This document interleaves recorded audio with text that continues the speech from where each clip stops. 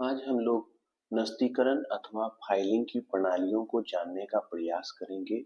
हम लोगों ने पिछले क्लास में पत्र के आने और जाने की प्रक्रिया में यह पाया था कि उसकी प्रतिलिपियों को भविष्य के संदर्भ के लिए रखना होता है, क्योंकि भविष्य में कभी भी उसकी जरूरत हो सकती है, इसलिए उसे अच्छे से संभाल के रखना होता है। फाइलिंग प्रक्रिया में हम लोग जानने और समझने का प्रयास करेंगे कि फाइलिंग क्या है, और साथ ही साथ हम लोग यह भी जानने का प्रयास करेंगे कि एक नस्तीकरण अथवा फाइलिंग की आवश्यकता क्या है, उपयोगिता क्या है, लाभ क्या है अथवा इसके उद्देश्य क्या है। तो सबसे पहले हम लोग इसकी परिभाषा को देखते हैं। कहता है कि नस्तीकरण अथवा फाइलिंग वह प्रक्रिया है जिसके माध्यम से कार्यालय में आने वाले तथा कार्यालय से बाहर जाने वाले पत्रों को भविष्य के संदर्भ के लिए सुरक्षित रखा जाता है।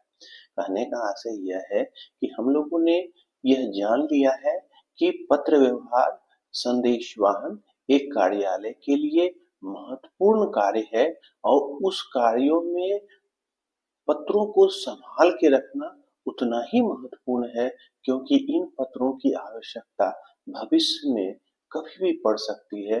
नस्तीकरण या फाइलिंग उन प्रक्रियाओं के बारे में बताता है कि किसी भी पत्र की प्रतिलिपियों को भविष्य के संदर्भ के रखने के लिए कौन कौन सी प्रणालियों का उपयोग किया जाता है। आज के टॉपिक में हम लोग नस्तीकरण और फाइलिंग के अर्थ को समझेंगे, साथ ही साथ उसकी आवश्यकता और उसके उद्देश्यों को जानने का प्रयास करेंगे। तो सरल शब्दों में हम लोगों ने पाया कि नस्तीकरण या फाइलिंग क्या है, तो वह कार्यालय में आने वाले और कार्यालय से बाहर जाने वाले पत्रों को भविष्य के संदर्भ के लिए अच्छे से रख देना है। अब हम लोग देखते हैं इसकी समुचित परिभाषा स्टीफेंसन के अनुसार क्या है। तो कहता है कि नस्तीकरण अथवा फाइलिंग एक तरीका है जिसके द्वारा व्यवसायिक अभिलेख इस प्रकार रखे जाते हैं कि भविष्य में आवश्यकता पड़ने पर उन्हें शीघ्र प्राप्त किया जा सके। अब हम लोग आगे बढ़ते हैं। इसमें कहता क्या है कि एक नस्तीकरण अथवा फाइलिंग की आवश्यकता, उपयोगिता, लाभ या उद्देश्य। कहता है कि फाइलिंग की सबसे बड़ी आवश्यकता यह है कि इन प्रपत्रों की आवश्यकता भविष्य में पड़ेगी, इसलिए फाइलिंग के प्रणालियों को अपनाया जाता है। दूसरा कहता है न्यायालय में प्रमाण के लिए। हम आप जानते हैं कि मौखिक बातों की मान्यता न्यायालय में नहीं है, लेकिन अगर उससे संबंधित प्रपत्र हमारे पास है तो न्यायालय में इसे साक्ष्य के रूप में प्रस्तुत किया जा सकता है। तीसरा पॉइंट है पत्रों व प्रलेखों की सुरक्षा के लिए। हम आप जानते हैं कि पत्रों को ऐसे ही रखने से वह खराब हो सकता है, पुराना हो सकता है, दीमक लग सकता है, लेकिन अगर उसे अच्छे से फाइल में रख दिया जाता है तो वह लंबे समय तक सुरक्षित रह सकता है। इसलिए फाइलिंग की प्रणालियां का प्रयोग यहाँ पे किया जाता है। अगला चौथा पॉइंट है तुलनात्मक अध्ययन के लिए।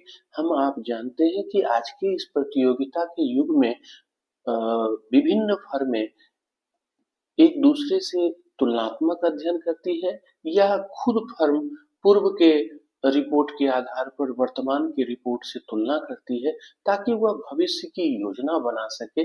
इसलिए भी अगर आपके पास साक्ष्य है तो आप उसका तुलनात्मक अध्ययन कर सकते हैं। यानी फाइलिंग की आवश्यकता इसलिए भी है कि प्रपत्रों की तुलना भविष्य में संभव हो सके। पांचवा पॉइंट है पुनः आदेश प्राप्त करने के लिए। हम आप जानते हैं कि कोई भी व्यापारी जितने भी उसके ग्राहक हैं, उपभोक्ता हैं, सबसे संपर्क बना के रखता है ताकि भविष्य में उसके बाजार का विस्तार हो सके। अगर उसके प्रपत्रों को संभाल के रखा जाता है तो पुनः आदेश प्राप्त करने की संभावना होती है।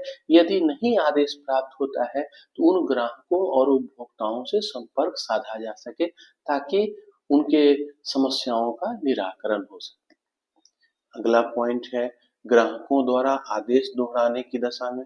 कभी कभी ऐसा भी होता है कि ग्राहक इस बात का ही पत्र में चर्चा करते हैं कि हमारे पूर्ववत आदेश के अनुसार ही माल भेजा जाए। तो ऐसी परिस्थिति में अगर पहले का पत्र नहीं है तो फिर हमें माल भेजने या उसकी संख्या का पता करने या उसके पता को पता करने में काफी परेशानी होगी। अब हम लोग चलते हैं 7वां पॉइंट पे। कहता है कि वैधानिक आवश्यकताएं।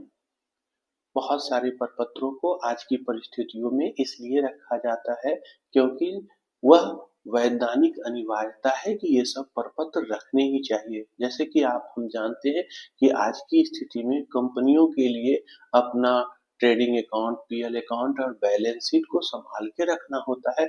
ऐसे ही बहुत सारे प्रपत्र है जो वैधानिक आवश्यकता है जिसे संभाल के रखना होता है। इस उद्देश्य को ध्यान में रखते हुए भी हमें फाइलिंग की प्रणालियों को अपनाना आवश्यक है। 8वां पॉइंट है सरकार को अनिवार्य सूचनाएं भेजने के लिए बहुत सारे प्रपत्र संस्था की स्थापना के साथ ही सरकार के लिए या संबंधित विभाग के लिए आवश्यक होता है ताकि ससमय उनसे संबंधित सूचनाओं को भेजी जा सके। 9वां पॉइंट है पत्रों को क्रमबद्ध करने के लिए। आप जानते हैं कि एक व्यावसायिक संस्था में ढेर सारे प्रपत्र दिन प्रतिदिन आते जाते रहते हैं। उसे अच्छे से क्रमबद्ध करके रखने के लिए फाइलिंग की प्रणालियों को अपनाना आवश्यक है। 10वां पॉइंट है शंका समाधान के लिए। कभी कभी ऐसी भी स्थिति होती है कि मौखिक वार्तालाप में कुछ बातों का शंका हो जाता है और उसका समाधान पत्रों के माध्यम से ही संभव है। अगला पॉइंट है 11 नंबर पत्रों की सुलभ प्राप्ति के लिए। कहने का आशय यह है कि फाइलिंग की प्रणालियां यदि अपनाई जाती है तो कोई भी पत्र आसानी से उसे ढूंढा जा सकता है और समस्या समाधान किया जा सकता है। अगर पत्रों को रखने की प्रक्रिया में फाइलिंग की प्रणालियों का अनुपालन नहीं होता है तो फिर बहुत परेशानी हो जाएगी कि पत्र कहाँ रखा हुआ है और उसे ढूंढने में काफी वक्त की बर्बादी होगी। अगला 12 नंबर पॉइंट है किसी योजना के निर्माण के लिए। हम जानते हैं कि भविष्य के उद्देश्यों की प्राप्ति के लिए योजना की आवश्यकता होती है और योजना जो हमारा पूर्व का रिकॉर्ड है उसकी महत्वपूर्ण भूमिका होती है। इसलिए भी हमें फाइलिंग की प्रणालियों का अनुपालन करना आवश्यक है। अगला है अनुक्रमणिका का आधार। आप जानते हैं कि किसी भी प्रपत्रों को फाइलिंग में रखने के लिए इंडेक्सिंग की प्रणालियों को अपनाया जाता है ताकि फाइल में रखे गए प्रपत्रों को अच्छे से ढूंढा जा सके। जैसे आप जानते हैं कि हमारी पुस्तकों के पहले पृष्ठ पे ही इंडेक्सिंग बना होता है जिसमें इस बात का उल्लेख होता है कि कौन सा चैप्टर किस पेज में अंकित है। यानी कि कोई भी चैप्टर अगर पढ़ना है तो इंडेक्स के माध्यम से ही हमें पता चल जाता है कि यह इतने पृष्ठ पर अंकित है ताकि बाकी पृष्ठों को उलटने की जरूरत नहीं होती है। ठीक इसी प्रकार से फाइलिंग में कोई भी प्रपत्र कहाँ रखा हुआ है वह इंडेक्सिंग प्रक्रिया से बहुत ही आसानी से जाना जा सकता है।